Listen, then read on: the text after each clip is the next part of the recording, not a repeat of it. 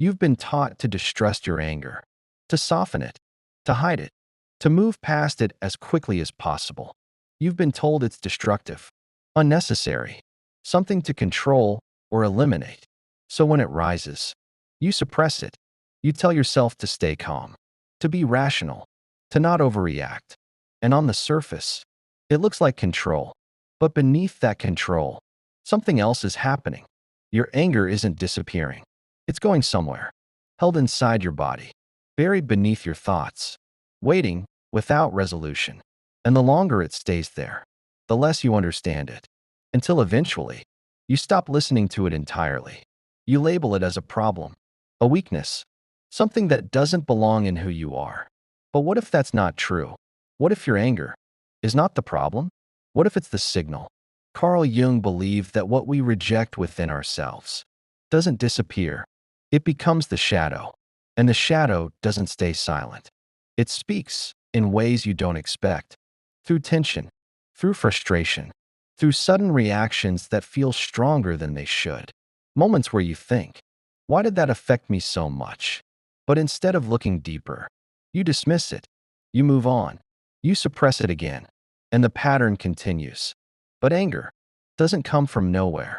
It comes from something that matters, something that feels crossed, ignored, violated, even subtly. A boundary you didn't enforce, a truth you didn't speak, a part of yourself you didn't protect. And when that happens, anger rises, not to destroy, to reveal, but you've learned to ignore it. So instead of listening, you silence it. And when you silence something long enough, it doesn't disappear. It intensifies. It waits for a moment where it can no longer be contained. And then it comes out, all at once, stronger than expected, harder to control, disconnected from the original cause. And that's when you judge it. That's when you say, this is exactly why I shouldn't feel this way. But what you're reacting to is not just the moment. It's everything you didn't allow yourself to feel before. Accumulated, unprocessed, unheard. This is the part most people never see. They think anger is the eruption, but the eruption is just the consequence. The real issue is everything that was ignored before it. And that's where your power is hidden, not in suppressing anger, in understanding it. Because anger is one of the most honest signals you have. It doesn't appear to confuse you. It appears to point at something. Something that matters more than you've admitted. Something that doesn't align. Something that requires your attention. But instead of turning toward it, you've been trained to turn away, to stay composed, to stay agreeable, to stay in control, even when something inside you knows you're not being honest with yourself. And that's where the disconnect begins. Between what you feel and what you allow. Between what is true and what you express. And over time, that gap grows until you no longer recognize what your anger is trying to show you. It just feels like noise, like something to manage, something to reduce, something to eliminate. But the more you try to eliminate it, the more it persists. Because it's not random. It's specific, precise, targeted. It points exactly to where something is off, where something is being tolerated that shouldn't be, where something is being ignored that needs attention. And when you begin to see that, your relationship with anger changes. It stops being something you fear and becomes something you observe, not blindly, carefully, because anger is not always clean. It can be distorted, amplified, influenced by past experiences, by old wounds that were never resolved. And this is where it becomes complex, because not all anger is about the present. Some of it is carrying the past, old moments that were never processed, old boundaries that were never set, old truths that were never spoken. And now, they surface through current situations, making the reaction feel stronger than what's happening now. And if you don't understand that, you misinterpret it. You think, this reaction is too much. This doesn't make sense. But it does, just not in isolation. Your anger is layered, part present, part past. And until you learn to separate the two, it will continue to feel overwhelming. So instead of listening, you shut it down. Again. But every time you do that, you lose something. Not control, Clarity. Because anger, when understood, is not chaos. It's information. Raw, unfiltered, direct. It tells you where your limits are, what you value, what you will no longer accept, but only if you're willing to hear it. And that willingness is where everything begins to change. Because the moment you stop rejecting your anger, you start uncovering something deeper, not just the emotion, the truth behind it. And that truth is not always comfortable. It might show you where you've been passive, where you've stayed silent, where you've allowed things that don't align with you anymore. And seeing that requires honesty, not with others, with yourself. Because anger often reveals what you already know, but haven't acted on. And that's why it's so easy to avoid. Because if you listen to it, you might have to change something, set a boundary, speak differently, walk away from something you've been holding on to. And that kind of change is uncomfortable. So instead, you suppress the signal. You keep things as they are. And the anger remains. Not because it's irrational, because it hasn't been addressed. This is where Jung's idea of the shadow becomes real. Everything you push down doesn't disappear. It becomes part of what operates unconsciously, influencing your reactions, your behavior, your decisions, without your awareness. Until one day, it becomes too strong to ignore. And that's when people say, I don't know what came over me, but something did. Something that's been there the entire time, waiting, not to control you, to be recognized.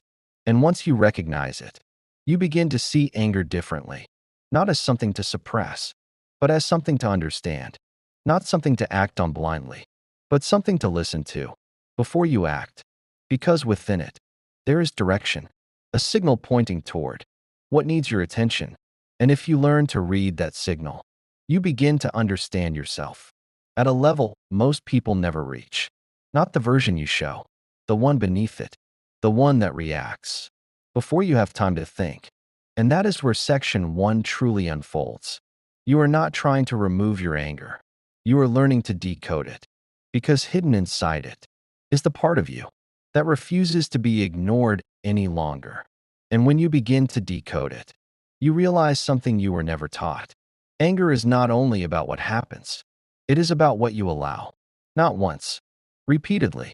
You start to see patterns, moments where something felt wrong, but you stayed quiet. Situations where you felt disrespected, but you let it pass. Conversations where you held back the truth to keep things smooth. At the time, it felt like control, maturity, restraint, composure. But now, you see the other side. Each moment was a quiet compromise, not with others, with yourself. And anger is what accumulates when those compromises go unacknowledged. It doesn't appear immediately. It builds, layer by layer. Small tolerances, small silences, small decisions to not act on what you already felt. And over time, those moments begin to connect, forming a pattern of self-abandonment that is easy to miss because it looks like patience, understanding, being easy to deal with. But beneath it, there is something else, a boundary that was never enforced.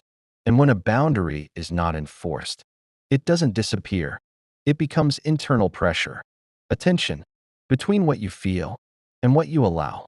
And that tension does not resolve itself. It waits until it has enough force to surface. That's when anger appears, not as a sudden emotion, as a delayed response to everything you didn't address in the moment. Carl Jung understood this as part of the shadow, the parts of you that do not align with the image you try to maintain.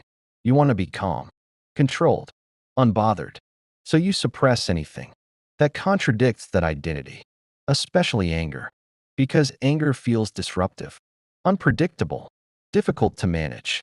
So you push it down again and again until the version of you that holds anger is no longer conscious. It becomes shadow, and the shadow does not disappear. It waits, and when it returns, it doesn't come back quietly. It comes back amplified, distorted, carrying everything you refused to feel before. And this is where confusion begins, because the reaction feels too strong. too intense for the situation, and you start to question yourself. Why am I reacting like this? This isn't like me, but it is like you, just not the version you've allowed yourself to see. Because what you call not like me is often just what you've rejected, what you've hidden, what you've refused to acknowledge.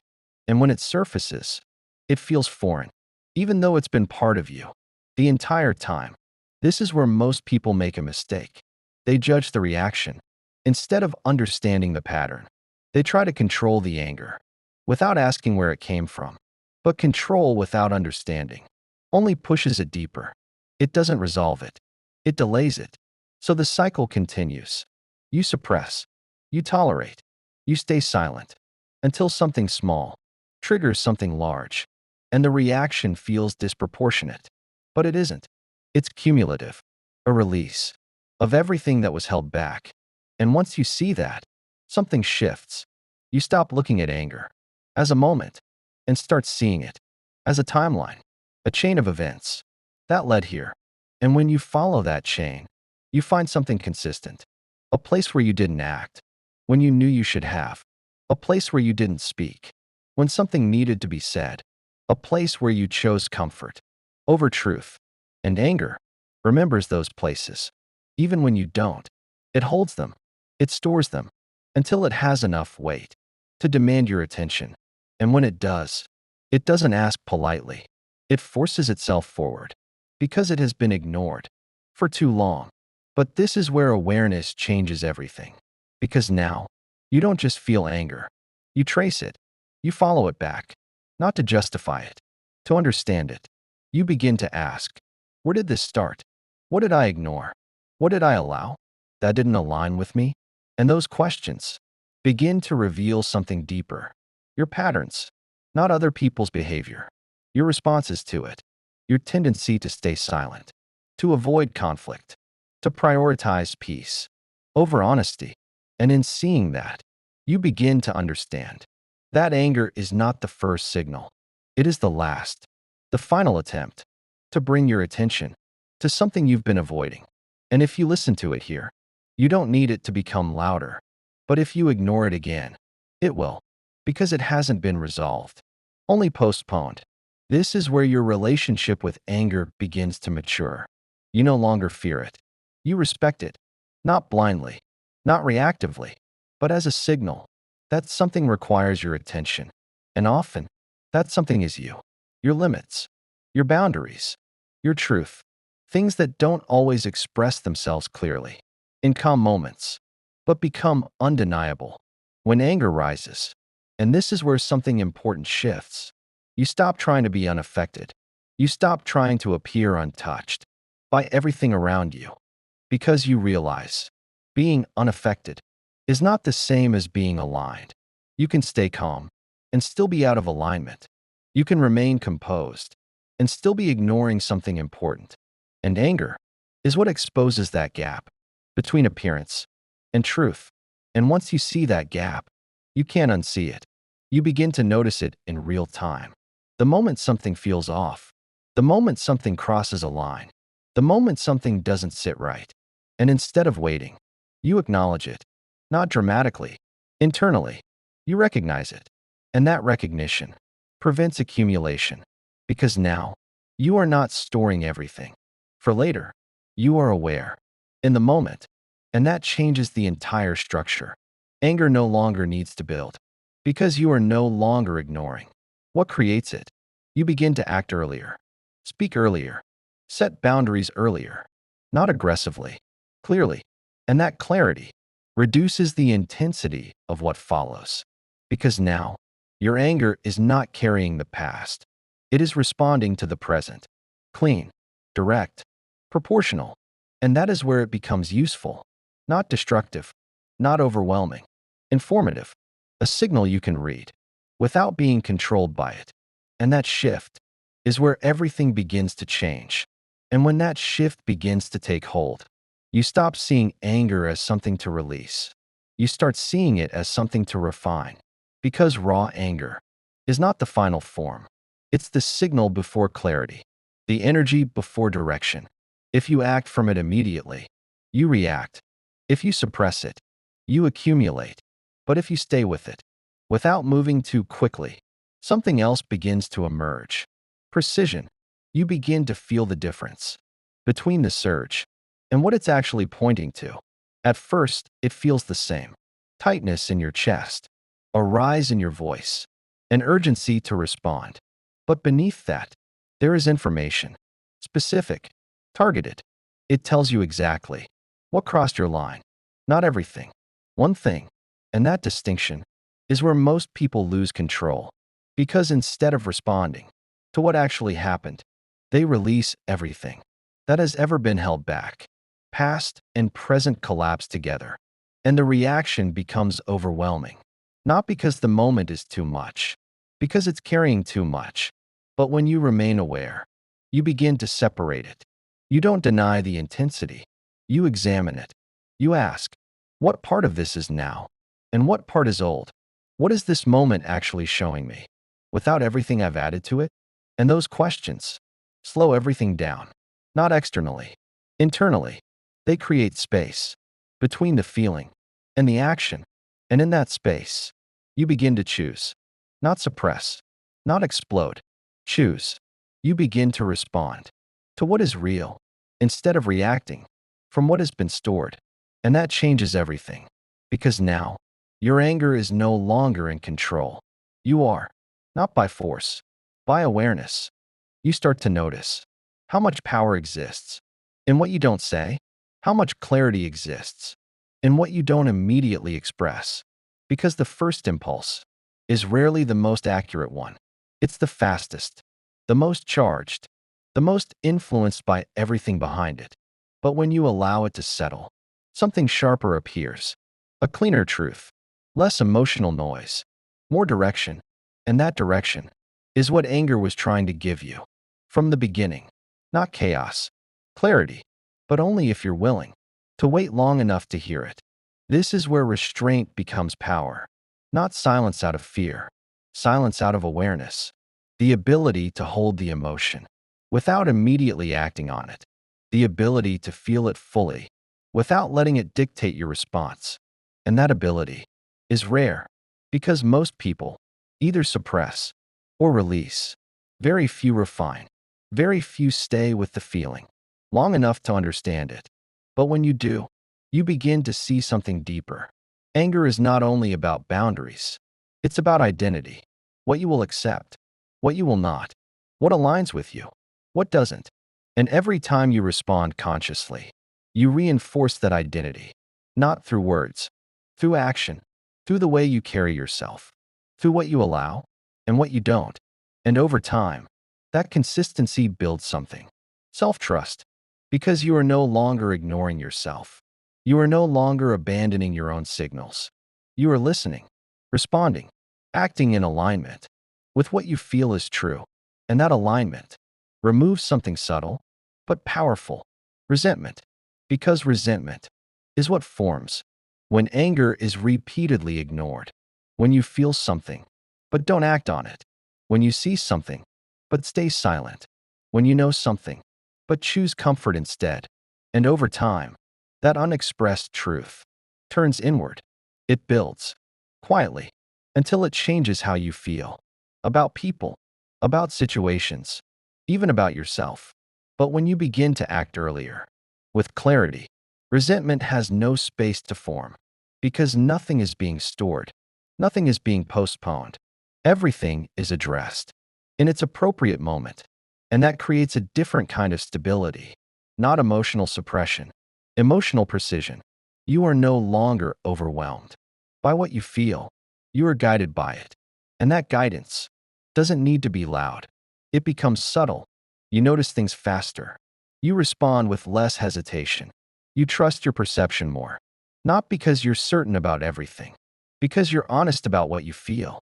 And that honesty changes how others experience you. Not through force, through clarity. You become harder to cross without consequence. Not because you react strongly, because you respond clearly. And clarity removes confusion. It removes the space where patterns repeat. Because people recognize something. You are aware. You are present. You are not ignoring yourself anymore. And that alone changes the dynamic, because most patterns are sustained through unconscious tolerance, through what is allowed, without being addressed. But when you stop allowing that, the pattern cannot continue the same way. It either adjusts or it ends, and either outcome aligns you more with yourself, which is where all of this leads. Not to control over others, control over your response, over your boundaries, over your alignment. And that control is not rigid. It's calm. It doesn't need to prove itself. It doesn't need to be loud, because it is consistent. And consistency is what transforms anger from something chaotic into something precise, something that no longer disrupts you, but directs you. And when it begins to direct you, you stop asking how to get rid of it. You start asking why it's there. Not once, every time. Because now you understand something most people avoid. Anger is not interrupting your life. It is exposing it. Exposing where you've been silent, where you've been passive, where you've been present but not aligned. And once you see that, you can't return to unconsciousness. You can't pretend you didn't feel it. You can't convince yourself it doesn't matter. Because it does. Not always loudly, but precisely. It points to the exact place where something needs to change. And now, you have a choice, not between reacting or suppressing, between continuing the pattern or ending it, quietly, decisively, without explanation. Because the truth is, you don't need more control over your anger. You need more honesty with yourself. The kind of honesty that doesn't soften what you feel. The kind that doesn't delay what you already know. The kind that recognizes the moment something crosses a line and doesn't ignore it. Because every time you ignore it, you teach yourself something. That your limits are flexible. That your truth is optional. That your boundaries can be postponed. And over time, you begin to believe that. Not consciously, through repetition. Until one day, you no longer trust your own signals. You feel something, but you hesitate. You know something, but you delay. You recognize something, but you stay where you are. And that is where anger becomes heavy. Not because it's too much, because it's been ignored for too long. But when you stop ignoring it, everything changes. Not externally at first. Internally, you become clearer, faster to recognize what aligns and what doesn't, faster to respond without overthinking, faster to act without needing validation. And that speed is not impulsive, it's precise, because it's not driven by emotion alone. It's guided by awareness. You begin to trust what you feel, not blindly, but without dismissing it. You stop needing proof for what you already know. You stop waiting for things to become unbearable before you act. You act when it's small, when it's subtle, when it first appears, and that prevents everything from becoming overwhelming later. Because nothing is being stored, nothing is being delayed, nothing is being pushed into the background. To return stronger, everything is met as it happens, and that creates a different kind of life. Not free from anger, free from accumulation, free from confusion, free from the patterns that once repeated, because nothing interrupted them.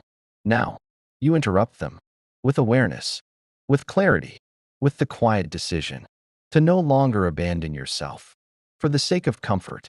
And that decision is where your power stabilizes, not in controlling others, not in avoiding conflict, but in no longer betraying what you feel, just to maintain what no longer aligns. Because alignment requires honesty, and honesty requires action, not dramatic action, accurate action, saying what needs to be said, stepping away when something doesn't fit, holding your ground when something is crossed, without excess emotion, without unnecessary explanation, just clarity. And that clarity removes the need for anger to become extreme, because it's no longer your last resort. It becomes your first signal, understood early, acted on clearly, resolved before it builds. And when you live like that, something settles inside you, a quiet confidence, not loud, not visible, but constant, because you are no longer divided. You are no longer feeling one thing and living another. You are aligned. And alignment removes the internal conflict that once created so much tension. So now, the question is simple. What have you been feeling that you've been choosing to ignore? Or have you been staying silent, even though something in you already knows the truth? And how much longer are you going to delay what you already recognize? Because anger doesn't wait forever. It either gets understood or it takes control. And the difference is awareness. If something in this reached you, don't push it away. Don't analyze it endlessly. Just notice it. The next time something feels off, the next time something crosses a line, the next time you feel that familiar rise that you used to ignore, pause, not to suppress it, to hear it, and then act. From clarity, not from accumulation. And if you're ready to stop ignoring what you feel, make it real. Write it clearly. I trust what I feel. Not as a statement, as a decision, a quiet refusal to abandon yourself for the sake of comfort. And if this kind of awareness feels unfamiliar, but true, stay with inner Phoria, not for answers, for recognition, because what you've been calling anger might be the most honest part of you, finally asking to be heard.